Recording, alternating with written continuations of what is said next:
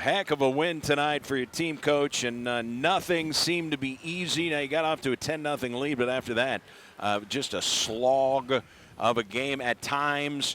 But the bottom line is you found a way to pull this game out, and a couple of your guys stepped up with big free throws late. BJ and Teddy Washington, and those guys had tough shooting nights. But, man, when the chips were on the table, those guys stepped up and made them. They did, and they really did it from a defensive end standpoint as well, Eric. Those last 3-4 possessions defensively were elite. I mean, Teddy, he sometimes gets lost in the game. That's the beauty of his game.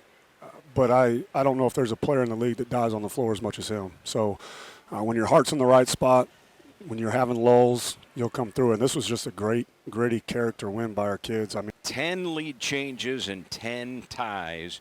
You led for 1941. They led for 1403. I mean, 10 lead changes and 10 ties, man. This was fun. Yeah, well, there was so much going on when we were getting scored on down there, and we had all the fouls. We're talking, are we going to go? Do we want to go zone? Do we want to press? Do you want to?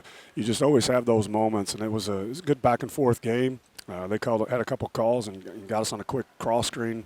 It's actually the only time that he scored.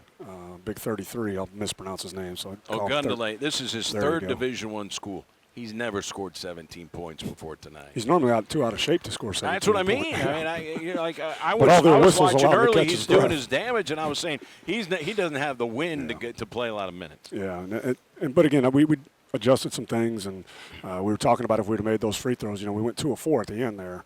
BJ finally missed a free throw in the season, but we're talking about if that goes in with 6 seconds, that's probably a good time to foul up 3. So all those situations going on in your head. So it's great. It's always better to learn in a win than to try to learn from a loss. So just a great finish to the game, and of course you're elated and happy because you won, but we earned it at the same time.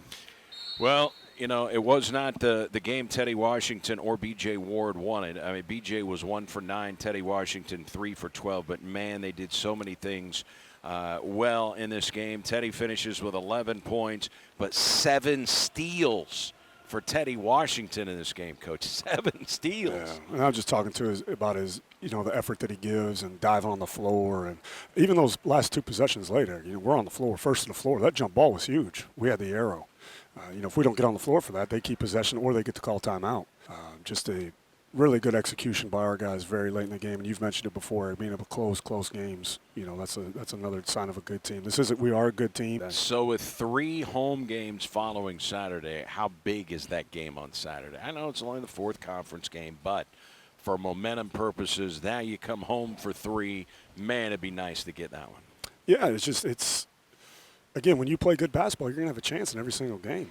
And so if we can continue to play well, it's all about momentum. I've been a part of teams when I was at SIU and even at K-State, Eric, where you hit these stretches where everything just seems to click. And so that's why I like this game. It wasn't a pretty game, but we still find a way to win. So now if we can get some things clicking Saturday, you just become that team that's like – 3:30 game on Saturday. We'll see you then, Coach. Congrats on the win. All right, thank you, Eric. That is the Red Hawks head coach, Brad Korn, on the heels of a big road win here. That's a 5-game winning streak now for the Red Hawks.